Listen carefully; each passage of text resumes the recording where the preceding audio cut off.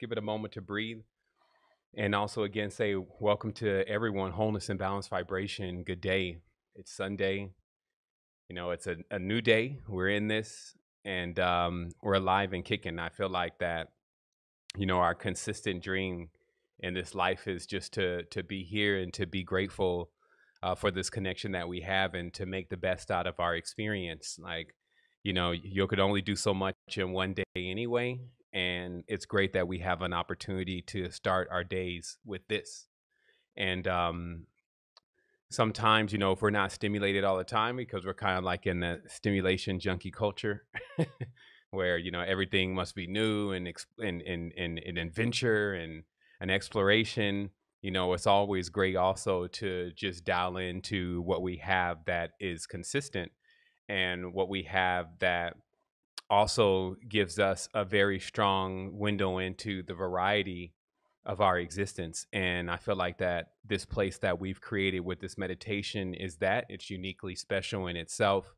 And it brings us together in a very special time where I feel like that, we shouldn't just have to need each other. We do want each other. There's a lot in this connection that we share on this planet that is so much more expansive when we're all in a harmonic state.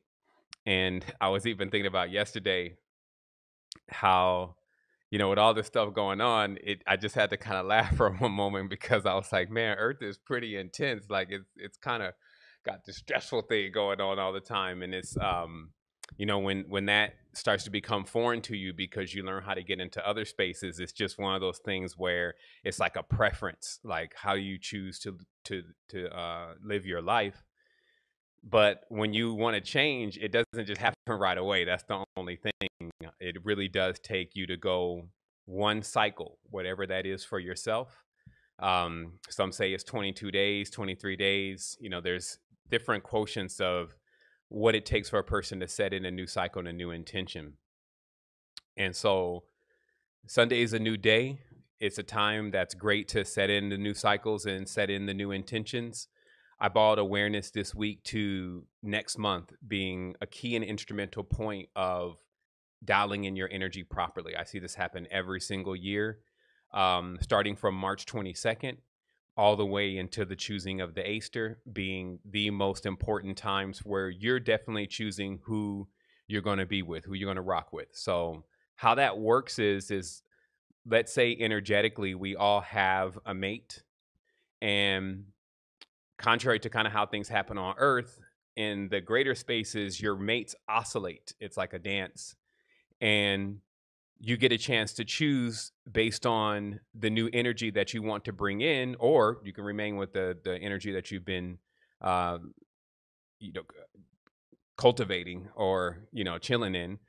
You get an opportunity to actually dive into another womb and to begin to manifest a new projection. And that's what the Asters really were. It's like an egg. And that's why Easter got the egg and then it got the rabbit. And, that's all fertility. That's all the movements of Venus. And also what you witness rabbits do under the moonlight, which if you have seen, they have this little weird dance that they do. Nature has all of its mysteries embedded in it if we're looking. And that egg structure is the 100% okay, I give it my approval, seal of the gods geometry of what is the best way to form something when you're bringing it into this space, right? So with the egg and the womb, you have these powerful gestation components in life where you get a chance to, because of course the egg does go through its term. It doesn't always remain an egg. It eventually hatches. So in this process, you get an opportunity to not only pick the egg that you want, you have then the power to actually cultivate that egg, that energy, and then to bring it to life. And if anyone caught semester two's Innerversity on the last episode, or excuse me, the last presentation, I mean, there was a really massive opening up. I had an entire script of what was supposed to be on that particular lesson with the Innerversity. This is Innerversity semester 2, the last lesson. And man, a force came through so powerful. It was like, you don't even need to go by that script. Here it is. We're going to dial it in from first. We're going to take it to the atom and just see the geometric structures there. Then we're going to take it to the occult world, and then we're going to take it here and take it there. And it was just an amazing experience because there was a lot of diagrams and things that I already had, and they all connected at one time. And what it led into is this awareness that we're ruling from the egg. This is the esoteric term, ruling from the egg. And what it's an awareness of is that actually on the, let's say, the expanded high levels, if you may, that many beings are still in the egg phase, but they're fully conscious and fully sentient. And that the egg actually is a diagram for a certain level of maintenance of not only power, but also like a continuous perpetual existence, right? So imagine that if you have 5 trees that bear different fruit at different times, and you staggered or planted those trees to where when substance ran out from one tree, it was ready at another tree ad infinitum. This is like the keys to, let's say, physical perpetual existence, is to have your nourishment consistently coming in unceasingly. And then when you notice with the egg, it has the yellow, and then it has what is around it. And if you study the egg, you know that what is around it, what we call the egg white, is what the egg is eating to nourish itself. So imagine a perpetual existence where this nourishment never runs out. And what is in the center continuously develops itself as it has the protection of what is going on or what is outside to seal itself in and to sustain itself, basically to keep from being distracted and bombarded by all types of light and distractions and all the things that can disturb growth. And then this egg and what was inside of it would reach such a stage of sentience that it would be able to project. Some would say rule, meaning actually being able to make things happen from inside of an egg. Okay. Now, the occult mysteries behind this are pretty deep. They talk about this egg that is actually like more of like a dark, even almost a black, because it's so mineralized, and that these eggs used to just sit over in the delta, which is actually surprisingly shaped like a vagina, and that all of, let's say, the souls that are coming from underneath, which is really inside. The center of the earth is really the inside. Things are birthed from the inside of the earth first. They're birthed underneath or in the lower layers, also called the netherworld, and then they push their way up through the netherworld and simultaneously gaining experiences from the layers that are inside of these realms as they go through, right? So they're gaining essence and energy.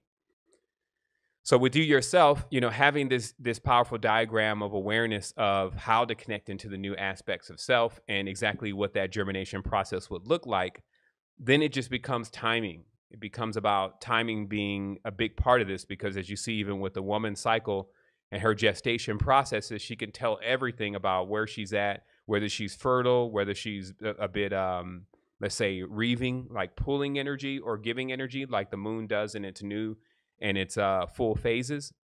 And that can all be told by time.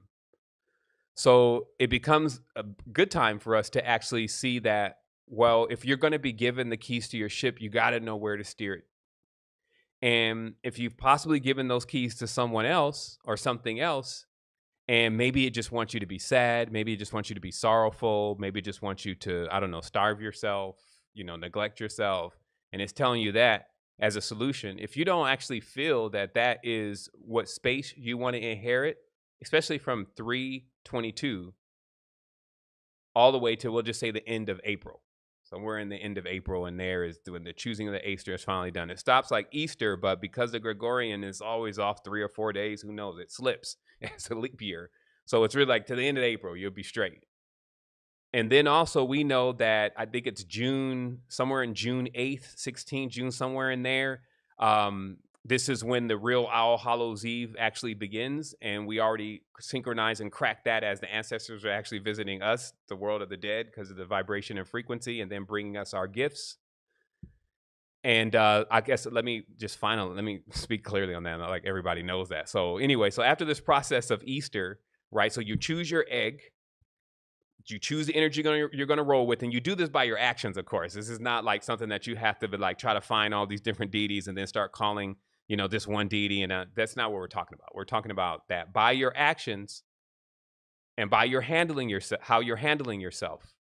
And I've always recommend just handle yourself in balance.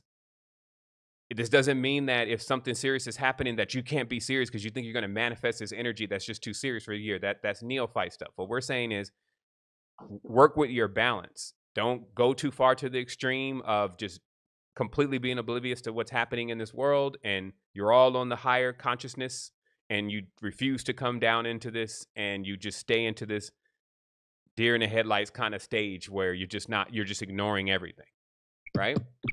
And then likewise, don't slam yourself to the pavement, stay in the anxiety, be completely letting others determine what your future is going to be, getting too caught up in the news and all that kind of stuff.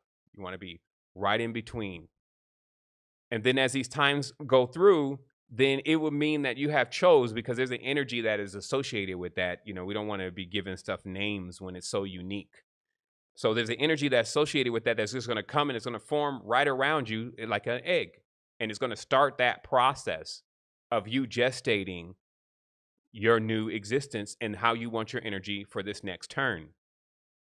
So also, right after that, to help solidify that, just so you know what goes on astronomically and what goes on metaphysically, is then the energies that are going to give you, let's say, this essence, this power, this gift, this skill, they begin to visit you from a certain day, which we know is June 8th, somewhere in there, all the way up to this is November 8th, somewhere in there. Okay. Like I never proclaimed to be an astronomer or an astrologer. I just know what goes on. I feel the energy. I know the story. And then this is as much as one needs to be aware of. So you have this moment, 322, which is already passed, all the way to Easter and a week after Easter, choosing the Easter. Then you have, once June begins, the ancestors coming forward, which are the ancestors are in the future. They're on a higher vibratory frequency, so they're not in the past. Time is distance, right?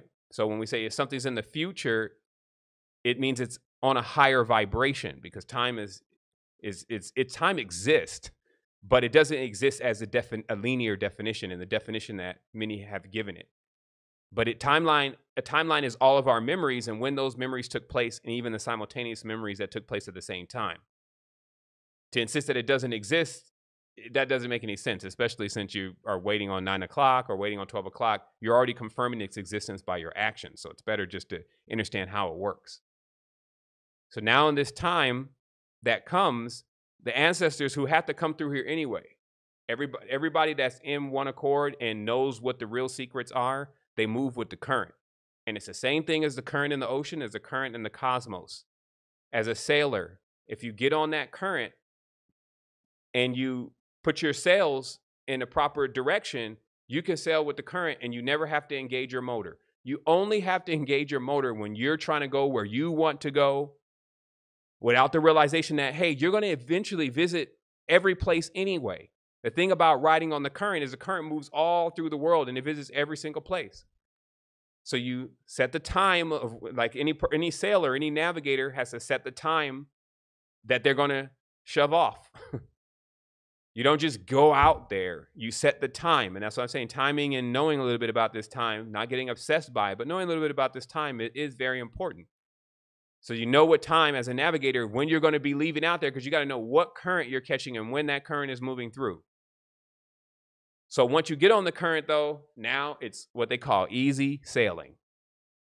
So to get to that stage of easy sailing where you're allowing the force of the cosmos at its highest levels to prepare you and propel you into the next experience, knowing that you'll never be too late, you'll never be super early, you'll be right on time. Nothing will ever get left out. It visits everybody. It's a procession. They even actually have some holidays in India that still bear witness to this. of the ensemble of all of the gods and the deities and the energies. And what this was all about is that there's a continuous procession, which we call the stars, that come through and they visit you while you're in this prism. Okay, and we've talked about the prison and the word prism, and how in the prism there is this 9 colors. 2 of them are invisible. One's called white, the other one's called black. Clear is invisible, or the absence of color. So they say 7 colors, but it's really 9. So there's 7 colors in the spectrum. So when you shine light into a prism, you get 7 colors, or a rainbow. And there's 2 other colors that you can't really see, but they're there. And when we say we're in the prism, it is a cognate sometimes of we're in the prison, because there are frequencies and bandwidths here. And so there's literally like a break where something stops and something else begins. Versus in the all, there's no end and there's no beginning. So here in the prism, there's these limitations, which we talked about, allow us to be perceptive of different variants of our power, and it takes us through a course of an awareness of just who we truly are, internally and externally alike. Ancestors have zero chill about what experiences they're taking us through, and what they want to show us is really possible, so that we just snap into it at some point, like, okay, I get it. Limitless. How do you learn the limitless? And if you think that there's anything that can be presented that is impossible inside of the English language, you are wrong, especially the English language and most other uttered languages. Everything has been tested out. Everything has been explored already. This is how you test the code. Like, language is a code. So you have to test it. You have to do every single thing inside the language. So ancestors have done every single thing to know the boundaries and the reaches of what we can say and what we can conceive. Even in hidden languages and tongues, what can be said and what can be conceived. And then once you get on the tip of the sun, and we talked about this before, because at this point, in many cases, depending on your vibratory frequency, you could be in the wake of the sun. I believe that's like being behind something. Like, say if a boat is flying and you're just behind there. You may be holding on to it doing your jet ski, but you're still behind it. So in many cases, the sun is moving and spiraling through, and then we're in the back catching all the stardust of the sun's experiences. The realities at times that are being projected are far gone, meaning they're things that have already taken place, but we're living in them as if it's new for us. That's really the whole story to parenting that we've been through as parents, much of what the child is going to go through. So we can stay behind the sun, and they could keep projecting this reality, and us then living the reality after the sun. Or we can get on what I call the tip of the sun. And then you imagine yourself, even if the sun's a huge ball, I don't know, maybe it's flat, who cares? And you're standing on tip of it and you're leaning forward, and now like we stand on the shoulders of giants. So everything the sun is just about to experience, you experience first. 2, boom.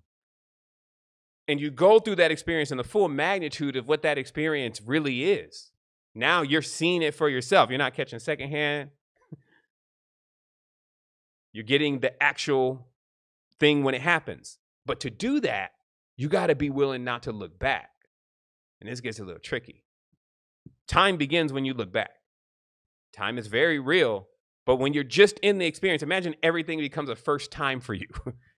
That's why we have all of these other planetary centers, because if it's just all about just the first time, well, shoot, we're going to be like just geeked up all the time, because the first time is so powerful.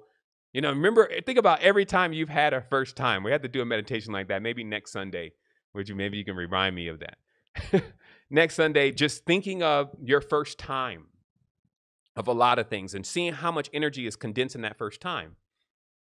But then what happens generally after that first time when it's so amazing? You wake up the next morning, then what do? You think about that. Now, of course, it's not going to be as good as the first time, and you thinking about it, there becomes a distance between you and that moment. Now, there's energy there, so you can actually pull in some of that energy. You smile again. Yeah, that was on point.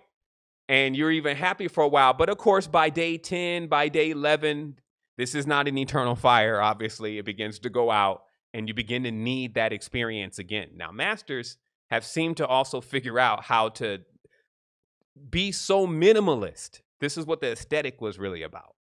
To be so minimalist that even just a breeze from the wind, it doesn't take, a Ferrari and, several different friends, 50,000 likes, a new payroll, some food in the refrigerator, 5 freezers, and all of this to be like, it's just a little blow and gust of the wind, and now you're feeling like it's new again. So this is why there is power in the mind, even though many have thrown away the mind and feel like the mind is no good anymore. If you can get it up to shape, the mind is also very powerful because it's capable. It is the vehicle in which goes into these spaces and is able to feed the physical body even.